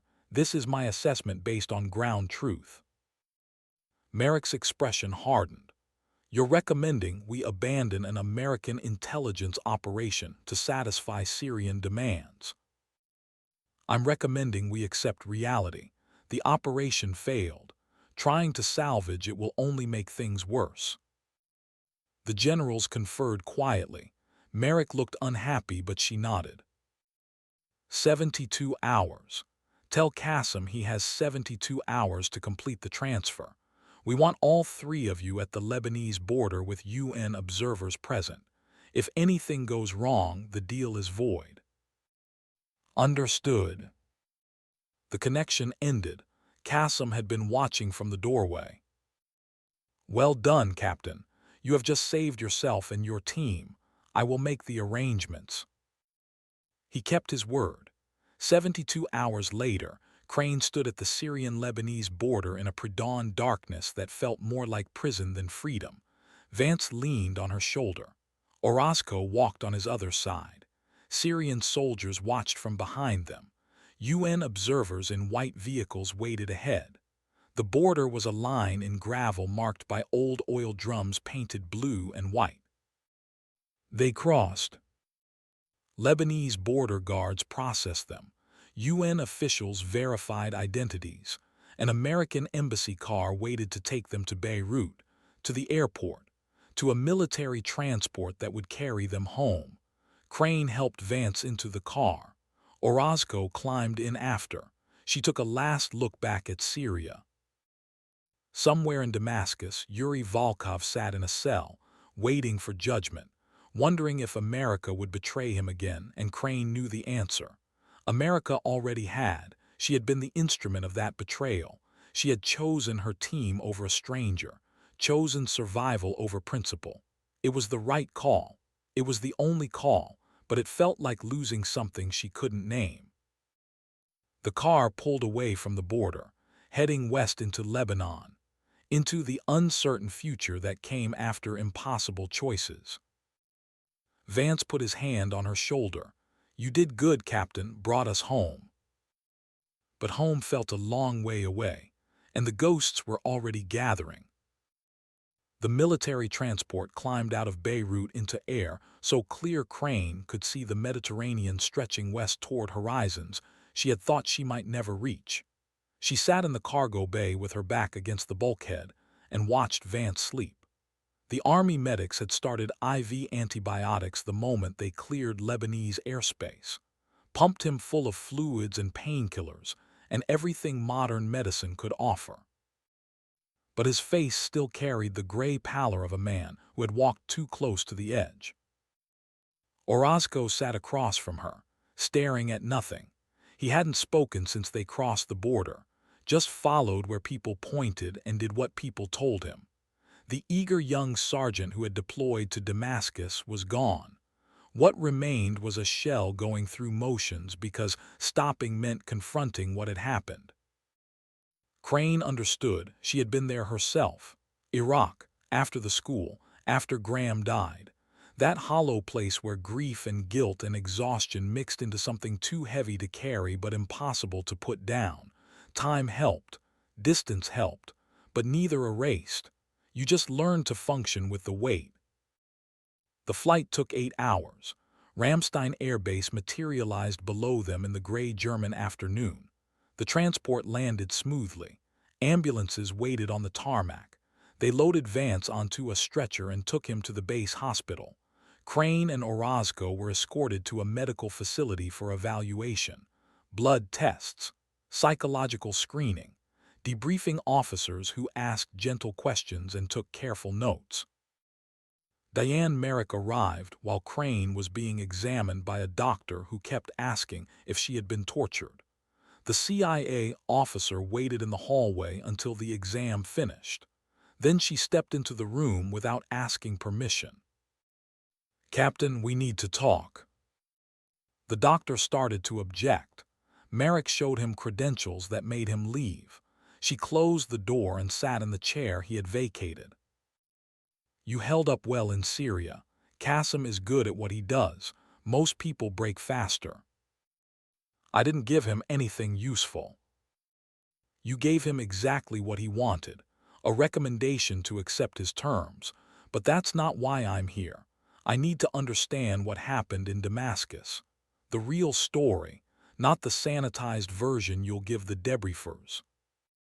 Crane was tired, too tired for games. We went after Volkov, got captured. Bellamy died destroying his archive. You negotiated our release. That's the real story. Bellamy and Orozco weren't supposed to know about the archive. That wasn't part of the mission brief. How did they find it? Orozco told me they traced upload patterns, found the server location, decided to destroy it before Syria could access the full intelligence. On whose authority? Their own. Bellamy made a tactical decision in the field. Merrick leaned back. Sergeant Bellamy exceeded his operational parameters, conducted an unauthorized raid on a civilian facility, got himself killed and nearly compromised the entire mission. That's not heroism, Captain. That's cowboys. Anger flared hot in Crane's chest. That cowboy destroyed 30 years of Soviet intelligence before Syria could exploit it. He completed the mission objective even while we were in custody. Don't you dare minimize what he did. I'm not minimizing. I'm stating facts. Facts that will go in my report. Facts that determine whether his family gets a star on the wall at Langley or a letter saying he died in a training accident. The threat was clear. Play along with Merrick's narrative or Bellamy's sacrifice got buried in bureaucratic fiction. Crane met her eyes. What do you want from me? I want you to understand that this operation failed. We sent 4 operators to capture a high-value target and secure critical intelligence. The target is in enemy custody. The intelligence is compromised. 1 operator is dead. The survivors negotiated their own release by convincing Washington to abandon the objective. That's not success, Captain. That's damage control. Bellamy destroyed the archive. That counts for something. It counts for a footnote. The real story is Volkov. And Volkov is in a Syrian prison cell right now being interrogated by people who will extract everything he knows about American operations over the last 30 years. You think destroying his archive matters when they have the source. Crane hadn't thought of that. Too focused on survival to consider the strategic implications. But Merrick was right. Volkov knew things that went beyond the archive. Names, networks, methods. 30 years of selling secrets meant 30 years of accumulated knowledge about who bought what and when.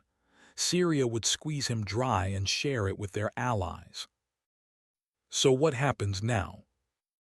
Now we rebuild. Assume everything Volkov knows is compromised. Alert every asset he might have information about. Shut down networks. Change protocols. Spend the next year cleaning up the mess you left behind. We didn't create this mess. The CIA did that in 1991 when they abandoned him in Prague. Merrick's expression didn't change. Ancient history, irrelevant to current operations. It's relevant to why he became a threat. You made him what he is. And you let Syria keep him. So we're all guilty of something, Captain. The question is what we do next. She stood. You'll be debriefed over the next 72 hours. Stick to the facts. Don't speculate. Don't assign blame. Just describe what happened and let the analysts draw conclusions. Can you do that? Yes, ma'am. Good, because there are people in Washington who want to use this failure to gut black operations funding. They'll point to Damascus and say this is what happens when we operate outside normal channels. They'll demand oversight, congressional hearings, public accountability, everything that makes our job impossible. Your testimony will either support that narrative or counter it. Choose your words carefully. She left. Crane sat in the empty examination room and felt the weight settle deeper. She had thought getting out of Syria was the end, but it was just the beginning of a different kind of prison. One made of after-action reports and political calculations, and the slow realization that the mission never really ended. 3 days of debriefings followed. Different officers, same questions: describe the intercept, describe the planning, describe Damascus, describe the capture, describe Qassem, describe the negotiation. Over and over until the words lost meaning and became just sounds she made to satisfy the process. Between sessions, she visited Vance in the hospital. He was recovering. The infection had been caught in time. Surgery had cleaned the wound and removed damaged tissue. He would walk again, but with a limp. Retire with a purple heart and a story he could never tell.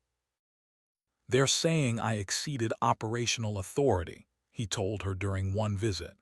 "That splitting the team was against protocol. That the mission failure is my responsibility." "That's bullshit. You made the right calls with the information you had." "Doesn't matter. Someone has to take the fall, and it's not going to be the people who authorized this mess. So it's me." "What will happen?" "Letter of reprimand in my file. Won't affect my pension since I'm retiring anyway, but it closes the door on any post-retirement consulting. No defense contractors, no think tanks, no second career trading on my service." He said it without bitterness, just stating facts. Crane thought about 40 years of service ending with a reprimand over a mission that had been doomed from the start. It was obscene, but also typical. The institution protected itself by sacrificing individuals. "I'm sorry, sir." "Don't be. I knew the risks. 40 years in this business, you learn that success has many fathers but failure is an orphan. I'm making my peace with being the orphan." "You shouldn't have to." "Neither should you, but here we are." He shifted in the hospital bed, winced. "They're going to come after you too. Merrick already started. She'll build a narrative where you convinced Washington to abandon Volkov because you broke under interrogation. Made you look weak. Made the recommendation suspect." "I didn't break." "I know, but that won't matter. They need a story that explains why we failed without admitting the operation was flawed from the start. You're convenient." Crane felt something harden inside her. "Let them try. I'll tell the truth. Qassem didn't break me. He offered a deal that made strategic sense. We took it. That's not weakness. That's pragmatism." Vance smiled. "Good. Don't let them rewrite what happened. You brought us home alive. That's what matters." But in the debriefings, the narrative was already being constructed. Questions about her time in Syrian custody. Questions about Qassem's methods. Questions phrased to suggest she had been compromised.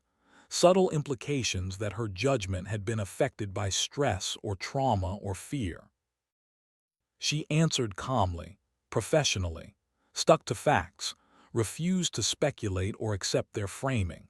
After each session, she went back to her quarters and wrote everything down, created her own record, just in case the official version diverged too far from reality. On the 4th day, they released her from debriefings, gave her 2 weeks of mandatory leave, psychiatric evaluation pending before she could return to active duty, standard procedure after high-stress operations. She was free to go home. Home was Tampa, an apartment she barely remembered. She had deployed straight from work, hadn't been back since. The flight across the Atlantic felt surreal. Civilian aircraft full of tourists and business travelers who had no idea that the woman in seat 23C had just spent a week in a Syrian prison. Tampa appeared below, flat and green and ordinary. The plane landed. She cleared customs, caught a cab to her apartment, unlocked a door that opened onto a life she had left behind. Everything was exactly as she had left it. Coffee cup in the sink, bed unmade, mail piled on the table, but it felt like someone else's home, someone who hadn't watched a man die for destroyed servers, someone who hadn't negotiated away a human being to save herself. She unpacked, showered, changed into civilian clothes, tried to remember what normal felt like, failed. The next morning, she drove to MacDill, not to work but to visit the section of the base where they kept Graham's memorial, a small plaque on a wall in the communications building, his name and rank and dates of service. She stood in front of it for a long time trying to imagine what he would say about Damascus. Graham had believed in the work, believed signals intelligence saved lives, but he had also taught her to question, to verify, to remember that the signal wasn't the same as the truth.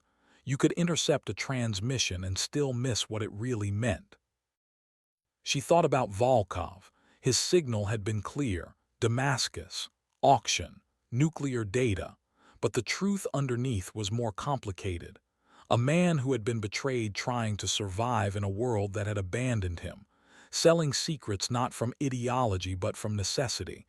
It didn't excuse what he had done, but it explained it. And she had abandoned him too, chose her team over his life, made the same calculation the CIA had made in Prague, decided one person wasn't worth the political cost of extraction. The weight of it was crushing. She left the memorial and drove home, spent the rest of the day sitting on her balcony watching Tampa Bay, pelicans diving for fish, sailboats tracing white lines across blue water, normal life continuing while she tried to figure out how to rejoin it. Her phone rang, unknown number.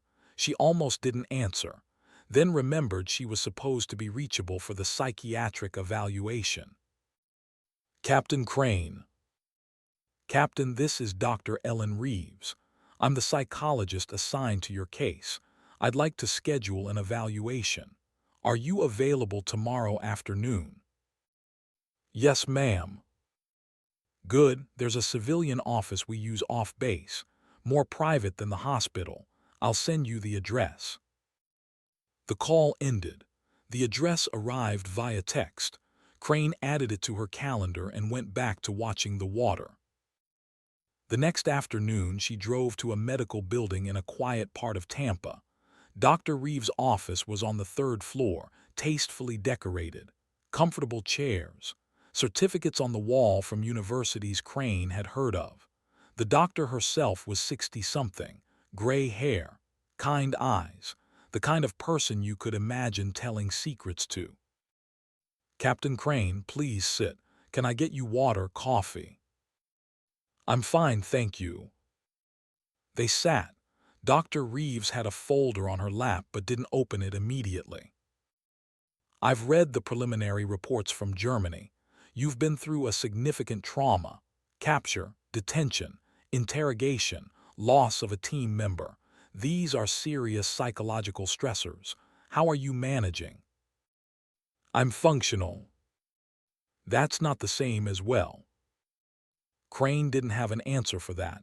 Dr. Reeves waited. The silence stretched. I keep thinking about the choices, Crane said finally. Whether they were right, whether I could have done something different. What choices specifically? Recommending that Washington accept Syria's terms, abandoning Volkov, saving ourselves instead of completing the mission. Do you think you made the wrong choice? I think I made the only choice I could make given the circumstances, but it doesn't feel right. Dr. Reeves nodded. That's called moral injury, when your actions conflict with your values even when those actions are necessary. It's common in military personnel who have been in combat or high-pressure situations. You did what you had to do, but it violated something inside you. How do you fix that? You don't fix it. You learn to live with it.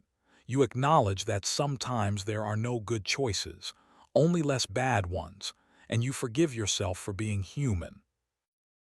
Crane looked out the window. I'm not sure I can. Why not? Because this isn't the first time. Iraq, 2007. I gave intelligence that got children killed. I told myself it wasn't my fault, that I just provided information and someone else made the call, but I never really believed it. And now Damascus. I made a choice that saved my team but left someone to die. How many times can you make those choices before you're just a person who abandons people? Dr. Reeves set down her folder. Let me tell you what I see. I see a soldier who has consistently tried to do the right thing in impossible situations. In Iraq, you reported accurate intelligence. What commanders did with that intelligence was their responsibility, not yours. In Damascus, you faced a choice between 3 American lives and 1 foreign national who had committed crimes against your country. You chose your team. That's not abandonment. That's loyalty. Volkov only became a criminal because the CIA abandoned him first. We created him. Then we abandoned him again. Perhaps, but you weren't responsible for what happened in 1991. You can't carry guilt for institutional failures that preceded you by decades. Then whose responsibility is it? The people who made those decisions, but most of them are probably retired now, drawing pensions, living comfortable lives. They won't lose sleep over Volkov. The question is whether you're going to lose sleep for them. Crane was quiet. Dr. Reeves leaned forward. You're not defined by the worst things that happened on your watch, Captain. You're defined by how you respond to them. You could have broken in that Syrian cell, given Qassem real intelligence, betrayed your oath to save yourself. You didn't. You could have recommended abandoning Vance and Orozco to improve your own situation. You didn't. You made hard choices that prioritized your team and your mission. That's not moral failure. That's leadership. It doesn't feel like leadership. Leadership rarely does. It feels like carrying weight, making decisions no one else wants to make, living with consequences. That's the job, and you did it well. The session continued for another hour. Dr. Reeves asked about sleep patterns and stress responses and coping mechanisms. Crane answered honestly, admitted she wasn't sleeping well, that she was replaying the mission looking for alternate paths, that she felt disconnected from normal life. At the end, Dr. Reeves made notes in her file. I'm going to recommend you're fit for duty with the caveat that you continue therapy, weekly sessions for the next month. Then we reassess. Does that work for you? Yes, ma'am. Good, and Captain, give yourself permission to be human. You survived something that would break most people. The fact that you're sitting here questioning your choices means you still have a moral compass. Don't lose that, but don't let it destroy you either. Crane left the office feeling slightly less heavy, not absolved, not healed, but maybe on a path toward both. The weeks that followed settled into routine, therapy sessions, gym, long runs along the bay. She avoided the news, avoided social media, created a bubble where Damascus couldn't reach her. But the real world had other plans. 3 weeks after her return, Diane Merrick called. Captain, there's been a development. Volkov is dead. The words hit like a punch. How? Syrian sources are calling it suicide. Hung himself in his cell, but our intelligence suggests it was staged. He was interrogated extensively, gave up everything he knew, then became a liability. Syria eliminated him and blamed it on depression. Crane sat down. The room spun slightly. When? 2 days ago. We just got confirmation. I wanted you to hear it from me before it hits the news. Will it hit the news? Probably not. Syria has no interest in publicizing that they held a former KGB officer. We have no interest in admitting we failed to extract him. So officially, Yuri Volkov died of natural causes in Damascus. Quiet. Forgotten. Like he never existed. Like he never existed. Crane thought about the old man in the bathhouse. white hair, worn suit, carrying a briefcase full of secrets. He had existed. He had lived 70 years, survived the KGB and the Soviet collapse and 3 decades of selling information to stay alive, and then died in a cell because he had outlived his usefulness. "Captain, you still there?" "I'm here."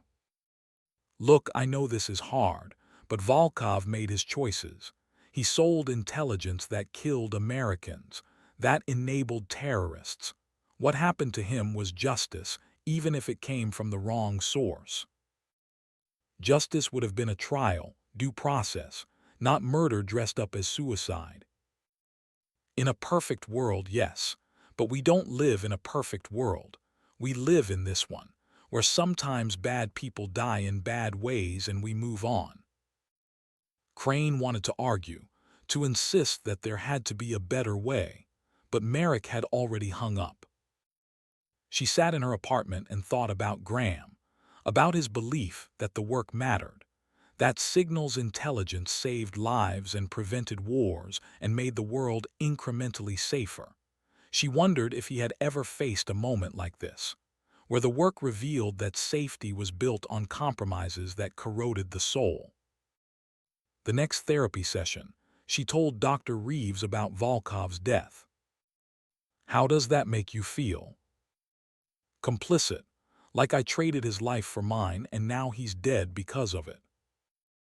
"You didn't kill him, Syria did." "I delivered him to Syria, same thing." Dr. Reeves was quiet for a moment. "Do you believe you could have changed the outcome? If you had refused the deal, if you had stayed in that cell, would Volkov be alive?"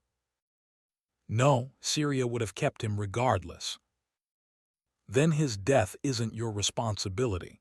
You made a choice based on the information you had and the options available. Syria made a separate choice to eliminate him. Those are different acts by different people. But they're connected, one led to the other. Everything is connected if you trace causality far enough back. The question is where you draw the line of responsibility. You can't carry guilt for every consequence of every decision. That way lies madness." Crane knew she was right, intellectually, but emotionally the weight remained. The weeks became months. Summer turned to fall. Tampa Bay cooled to something almost comfortable. Crane returned to active duty at MacDill, back to SCIF-7, back to monitoring signals and hunting patterns in the electromagnetic spectrum. But it was different now. Every intercept made her think about who was on the other end. Every decoded message made her wonder about the context she was missing. The work that had once felt pure, technical, and objective now felt weighted with moral implications she couldn't ignore.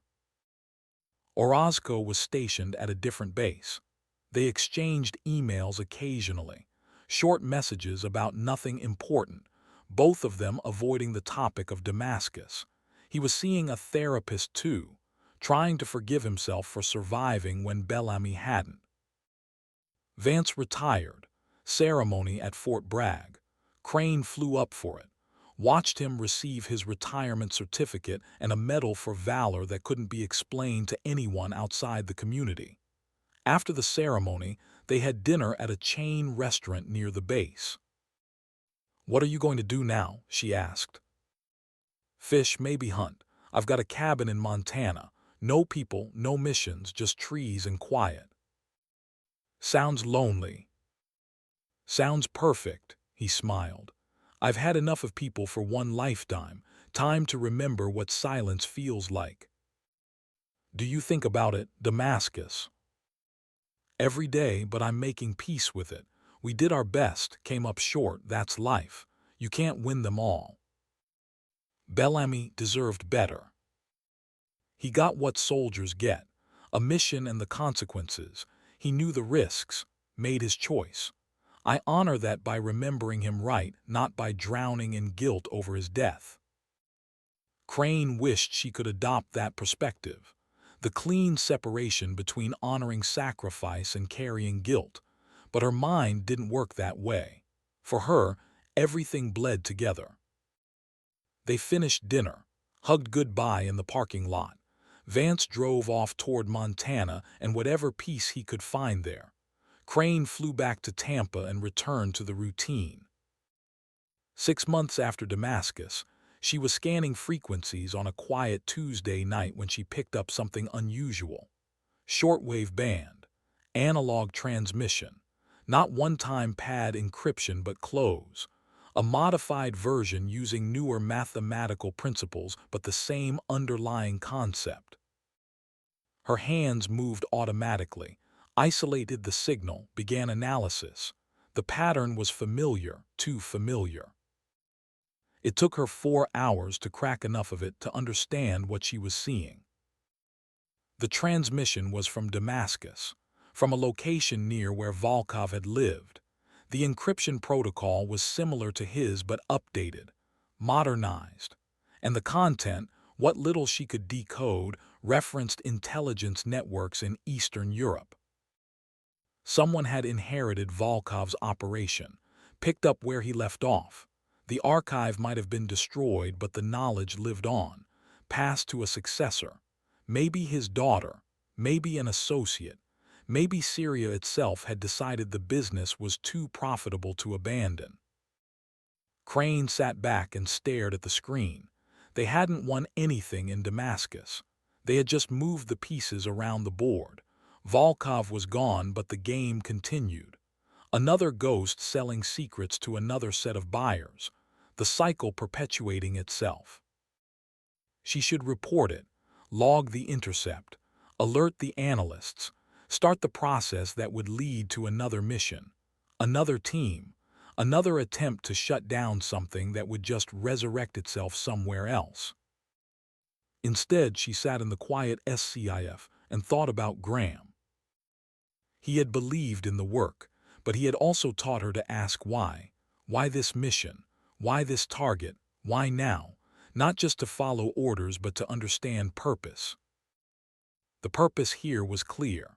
Someone was selling intelligence that could harm American interests. That was the mission. But Crane understood now that the mission was also infinite. For every Volkov they stopped, another would appear. Because the real problem wasn't individuals selling secrets. It was a world where secrets had value and desperate people needed money, and governments created monsters through betrayal and expedience. You couldn't signal your way out of that. You couldn't intercept it or decode it or eliminate it. It was built into the structure of things.